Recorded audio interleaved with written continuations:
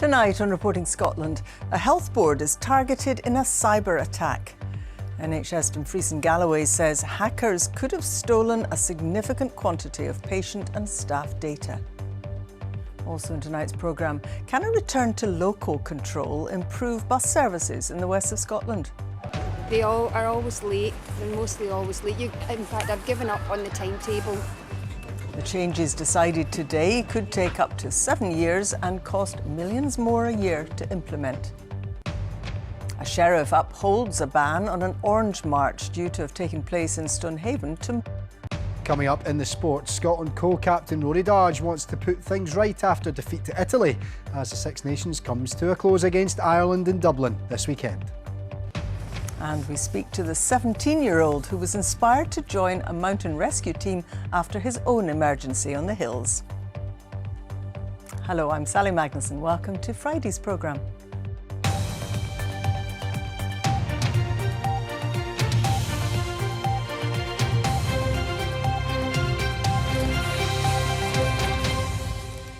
With so much of our lives, from banking to doctor's appointments, now being online, any suggestion that our information's been hacked can have huge consequences.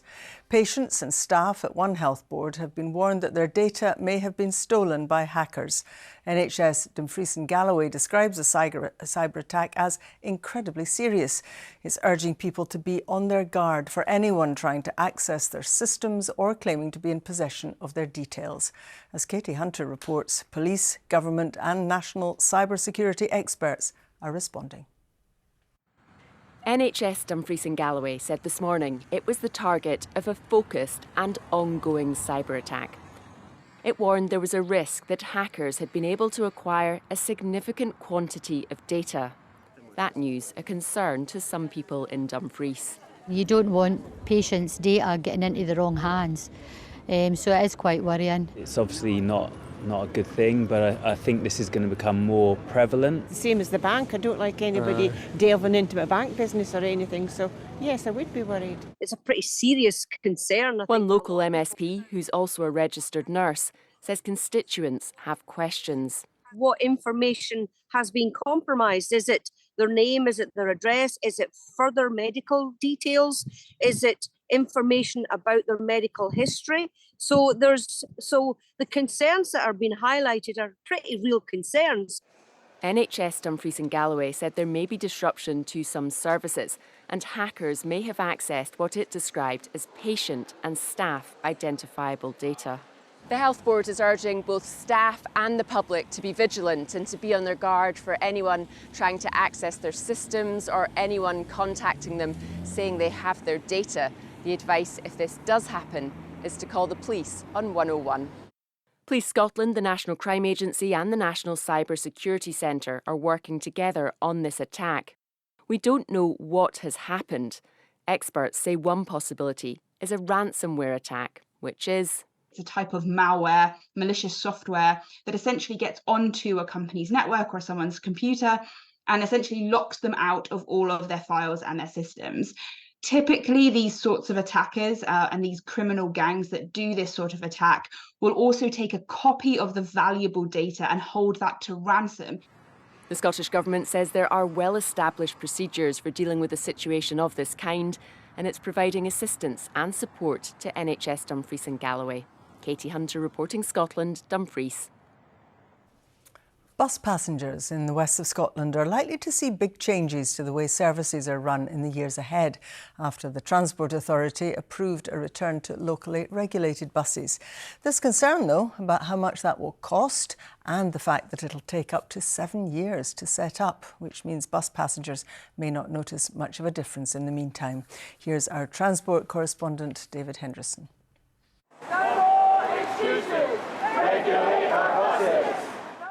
A protest in the rain ahead of a crucial vote by transport officials. These bus passengers are demanding changes to the way their services are run. Where I live is there's only 2 buses that go through that area, that you could be waiting, if one doesn't show up, an extra hour on certain days, and that can throw any plans or tasks that you had out the window that day. They all are always late. They're mostly always late. In fact, I've given up on the timetable. To address these problems, the Transport Authority, SPT, has drawn up plans to bring buses in the west of Scotland under greater public control, using a franchise system like the one that's being adopted across parts of the north of England. Manchester. Like Glasgow, it's had problems with public transport. Here, they've pushed ahead with radical changes to how people get around the city, especially by bus. In Greater Manchester, the bus network is becoming very different from what we're used to in Scotland. Here, local leaders can set fares, routes and timetables, and bus companies have to bid for work in a planned network. This new system's taken years to introduce and it's not yet complete. But some passengers I spoke to had noticed a difference. I've got a B network pass that I pay £21 a week, which means I can get on any bus. So literally get on, hop off, jump on the next bus. Brilliant. It's just a standard price now for how far you need to go.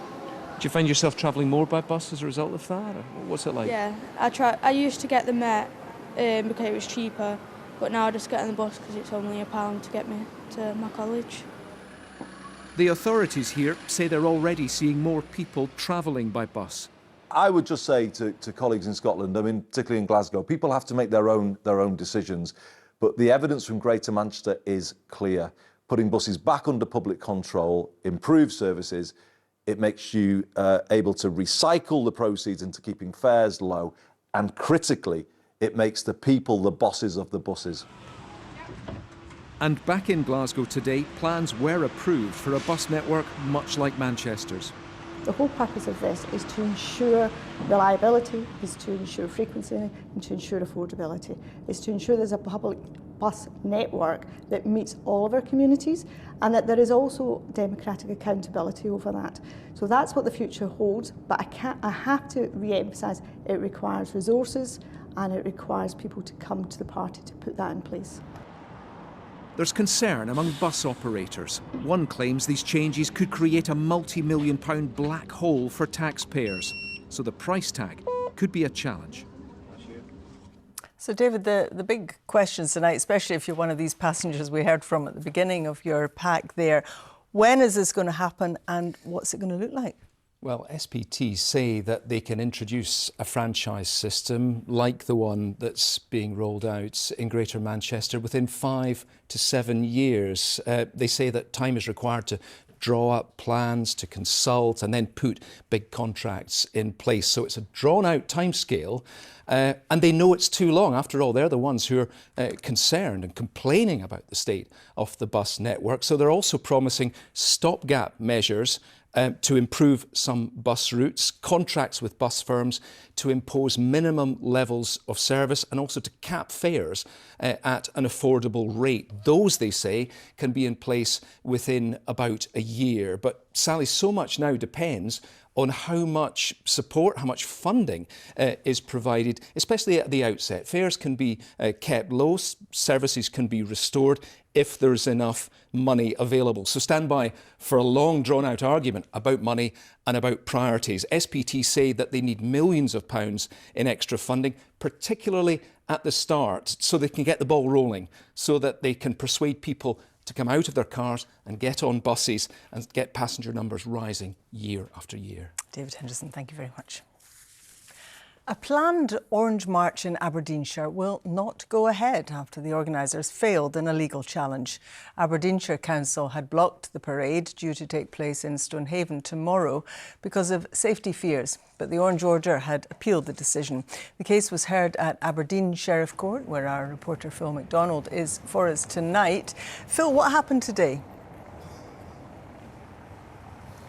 Well, Sally, the day started with lawyers for the Grand Orange Lodge of Scotland calling Aberdeenshire Council's decision to block its parade in Stonehaven that was due to take place tomorrow as a breach of human rights and domestic law. The Lodge said that the Council's reasons for prohibiting the parade that it gave at a meeting last week were inadequate, unbalanced and lacking in transparency. It highlighted the advice of Police Scotland given to that council committee that said it would be able to police the event, and it highlighted recent processions that have taken place in Scotland over the years on subjects like independence, abortion rights and also the current situation in the Middle East, saying that the Grand Orange Lodge also had the right to freedom of assembly. But Aberdeenshire Council's legal team came back and said that it had provided admirable and entirely adequate clarity in its reasons for prohibition, adding that the lodge may not like the reasons given, but it cannot agree on a lack of transparency. And after some consideration, Sheriff Ian Miller dismissed the appeal and said that the committee was entitled to reach its decision based on the material that had been given. And now, tonight, the Grand Orange Lodge is expressing disappointment in that decision. It's very disappointing. You know, I think mob rules have made the judge make that decision. You know, it's a sad day for Scottish and civil liberties. We'll now consider our legal position. So, Phil, does this mean the march definitely won't go ahead tomorrow? Yes, that is indeed the case. The Grand Orange Lodge has confirmed that it will not take place. It does still intend to mark the opening of its new lodge in Stonhaven and lay a wreath in memory of Covenanters who've died in the town centuries ago, but that is it. We have had a statement from Aberdeenshire Council this evening saying it notes the decision of the court and will provide appropriate support to partners in Stonhaven tomorrow should it be requested. Now, the decision reached at Aberdeen Sheriff Court today may put a stop to that parade that was due to take place in Stonhaven tomorrow, but the Grand Orange Lodge has indicated that it is exploring the possibility of further legal action, so there is a very real chance, Sally, that we haven't heard the end of this matter. Phil McDonald in Aberdeen there. Thank you very much indeed. Some of the day's other stories now. A man who murdered his partner and his brother has been warned that he might never be freed from prison. Peter Duffy was previously found guilty of murdering Emma Bailey and John Paul Duffy in Coatbridge in North Lanarkshire in 2022. Duffy, who's 48, has been jailed for life and will serve at least 30 years before he can be considered for parole. Former Celtic and Hibs footballer Anthony Stokes has been jailed for 5 months after breaching court orders preventing him from contacting his ex-girlfriend and her family. He appeared at Hamilton Sheriff Court after causing repeated delays to the case. Stokes has also been banned from contacting his former partner for 5 years and her parents for 1 year. Glasgow's Hielanman's umbrella could be revamped with multicoloured shops and neon lights under new proposals for the city centre. The covered section of Argyle Street below the platforms of Glasgow Central Station was last refurbished in the 1990s. The City Council commissioned architects to create a design to improve what it called a sense of security and well-being for all users. Plans to deal with graffiti in Edinburgh include creating areas where it's actually allowed. This follows an agreement among police, businesses and street artists. The City Council also wants businesses to pay to use the graffiti removal team that currently deals with public buildings. Stephen Gordon reports. Spray can chemical, especially developed for removing it. Almost exclusively, the work of Edinburgh's graffiti removal team is focused on public buildings. The council say complaints about the issue are on the rise, so expanding this service to cover private property for a price is part of a wider strategy. In Portobello, a dislike of tags and other graffiti prompted this retired teacher to take matters into his own hands. For a long time I just came along and just grayed over the tags. That was a bit boring. I just decided one day it'd be really nice to do something a bit different. Inspired by his local surroundings, Chris began work on his mural. Very cold, but very satisfying. I pull up here with a car full of paints, and every time that I'm working here, people stop and say, it's a great job you're doing, it's wonderful, it cheers people up.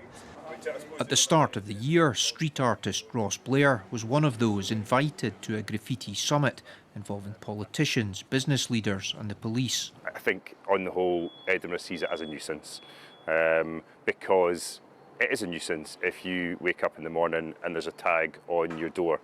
However, what we're trying to separate as well is vandalism from art. And I think they're two very different things, and I think that gets confused often. This area has become somewhere street artists can work unhindered, something Ross believes is important. If you don't have a tolerance zone, or you don't have spaces that people can put that artwork out, it will pop up in places that you don't want it to appear. The council leader acknowledges it's a complex issue. He wants a balanced approach. If people are vandalising property, then they'll be dealt with by Police Scotland. But if there's a creative community that want to work with us in Edinburgh to find spaces where they can do their work and let the public see that, then we're absolutely keen to do that as well. But the line between vandalism and art isn't always a clear one. And as long as people look at the same wall and see different things, graffiti will be a fact of city life that divides opinion. Stephen Godden reporting Scotland, Edinburgh. A Highland schoolboy has become one of the youngest in Scotland to join a mountain rescue team. 17-year-old Matthew Knapman was inspired to help others after having an accident himself. At the moment, he's juggling his volunteer role with studying for exams. He's been sharing his story alongside his dad, Paul, who's also a member of the mountain rescue team. Hi, my name's Matthew Knapman, and I'm the youngest member on NASA Mountain Rescue Team. Following a mountain bike crash in Golspie in 2022, I got carried off the hill by a group of mountain rescuers before I got taken to hospital. As a parent, seeing your son being loaded onto a spinal board, it's terrifying, and it's great at the same time because you know what they're doing, you know they're doing it right. But at the same time, you have that distinct parental moment where you are in absolute fear. Is this life-changing injury? Is he going to be able to walk again? After that, it has really inspired me into what the mountain rescue does and how I can help them. But on the first call out with Matthew, you always feel a sense of trepidation as the phone tone goes. Me and my dad hopped in the car, we're both available. You get your sandwiches made, your flasks made, because you don't know if you're going to be out there for 2 hours or 20 hours. Got to the scene an hour and a half later. Luckily by then, the other team members in other locations throughout our patch had already located the man. All they needed was a bit of encouragement, a bit of jelly babies to get him off. And I felt relieved and that I'd made a positive impact on my community and to that man's day. As a father, seeing him go off and do his thing, it's a good feeling. I'm Tim Hamlet, team leader of Asset and Rescue. And this is Matthew, we're from Asset Mountain Rescue Team. So having Matthew able to join this team and add his capability is excellent. We need that type of character. We need that type of enthusiasm. Ready, brace, lower. I'm very proud that he is demonstrating his capabilities to the team and helping other people in that. The pride bursts out my heart 120%. In a realistic, ideal world, we wouldn't have to have call-outs, we wouldn't have to go out, but we're not in an ideal world and we do have to deploy. Myself, I'd like to help people whenever I can, and I'd like to continue growing mountain rescue into what it's become today. Oh, good on him. Right, Lewis, Scotland v Ireland in Dublin. What could have been in this campaign, honestly? But yeah, it's always a great occasion, isn't it? So here's hoping for a good finish. Okay. Thanks, Sally. Yes, hello there, guys. Scotland co-captain Rory Darge hopes channeling the pain of last week's shock defeat to Italy can help topple title-chasing Ireland and clinch an overdue triple crown. Gregor Townsend's side still have an extremely slim chance of snatching the title, needing a huge point swing and other results to go their way. But the Irish know a win or a draw will hand them the championship. Andy Burke reports from Dublin. Well, Scotland arrive here in Dublin, no doubt with thoughts of what might have been in this Six Nations campaign, were it not for a damaging defeat to Italy last time out, or indeed being denied victory in controversial circumstances against France in round two. Then they would be coming here with the title very much in their sights. As it is, that loss in Rome has all but ended their hopes, and they need to bounce back quickly against a formidable Ireland team who also suffered a surprise defeat last weekend to England at Twickenham.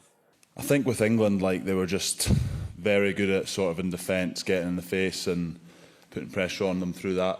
You know, us being clinical when we do get our opportunities, because Ireland are a team that don't give you many. And then when they've got the ball, they like to hold on to it for as long as they can and try and eke an error out of you. So just staying engaged and staying in the moment. Well, the title may be all but gone for Scotland, but they do have something to play for here on Saturday. Having already beaten England and Wales in this championship, they have the opportunity to win a first triple crown since 1990. To do that, they'll have to beat Ireland for the first time in 7 years. They haven't won here in Dublin in 14 years, and Andy Farrell's men have reeled off 18 consecutive victories in this stadium, so a huge ask for the Scots. And if they're to round off their Six Nations on a positive note, they'll need to produce something very, very special here in Dublin. There's championship action at East End Park tonight, where Dunfermline host the league leaders Dundee United. The match is live on the BBC Scotland channel from 7:30. Jonathan Sutherland can tell us more. We're in Dunfermline this evening, Scotland's ancient capital. Tonight, the centre of the Cinch Championship universe. And it's all about handling the pressure this evening as league leaders Dundee United take on Dunfermline Athletic. Dundee United currently 1 point clear at the top of the table. That's after Wraith Rovers managed that 1-0 victory against Partick Thistle on Tuesday night. The Kirkcaldy side are keeping up the pressure on Jim Goodwin's Dundee United. But Jim Goodwin will be hopeful his side can repeat their 2-1 victory against the Pars as they managed back in November. As for Dunfermline Athletic, it's been a very mixed season. They're only a point clear of the relegation playoff zone, but they can still actually get into the promotion playoffs as well if they can get a pick-up in form. It'll be fascinating to see how it goes this evening. Join us for Sports Scene, 7:30 on the BBC Scotland channel, the BBC Sport website and the BBC Sport app. Horse racing now, and it was another successful day in the saddle for jockey Paul Townend today at the Cheltenham Festival, as Galopin de Chaume held off Corach Rambler, the horse trained by Lucinda Russell in Milner Thort, to retain the Gold Cup on its 100th anniversary.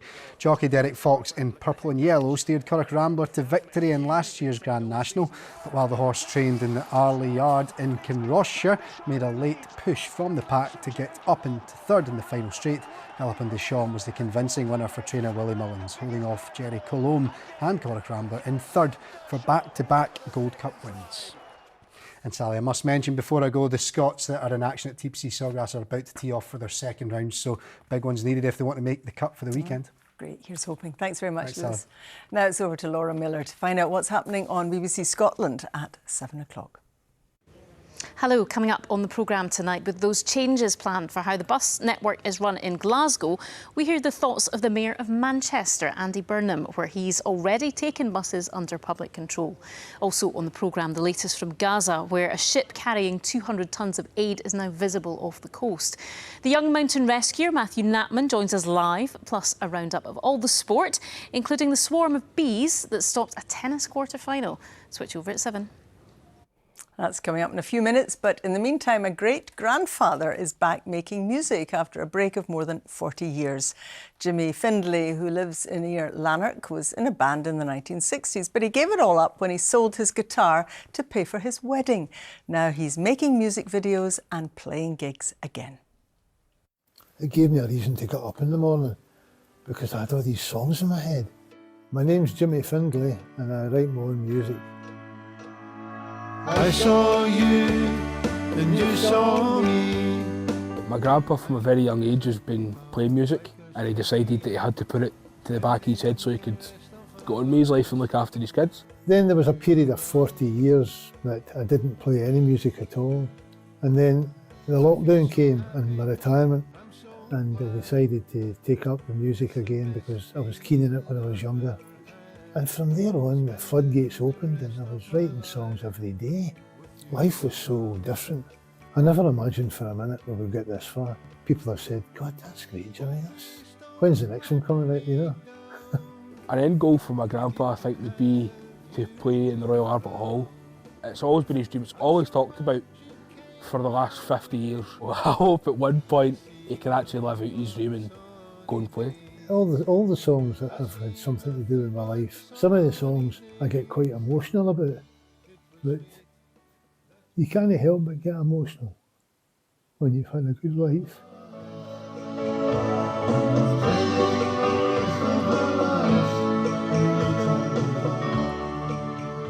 Oh, what a lovely story.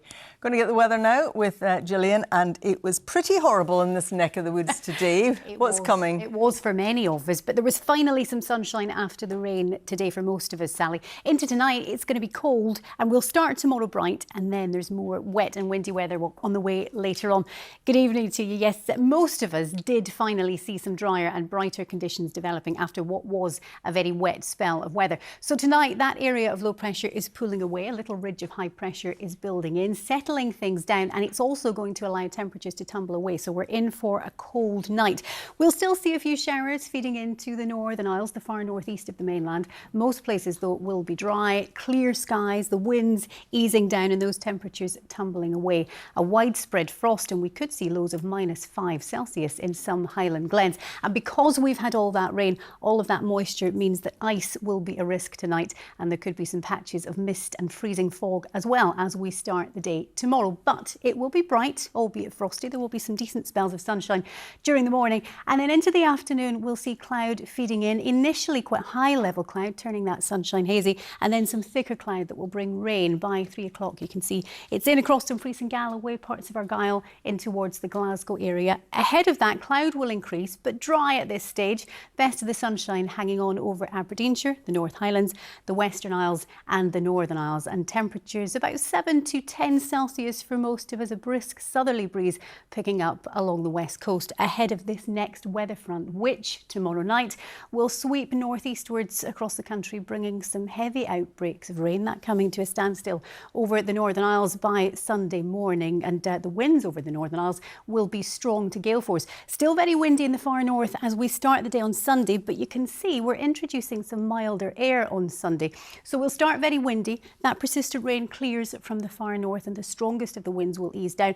It will still be quite breezy. There will be showers for western Scotland, perhaps some longer spells of rain at times. Best of the sunshine will be in the south and east, and those temperatures getting into the mid-teens for some. Into next week, it's still mild and mainly dry on Monday, and then some showers moving in on Tuesday. That's the forecast.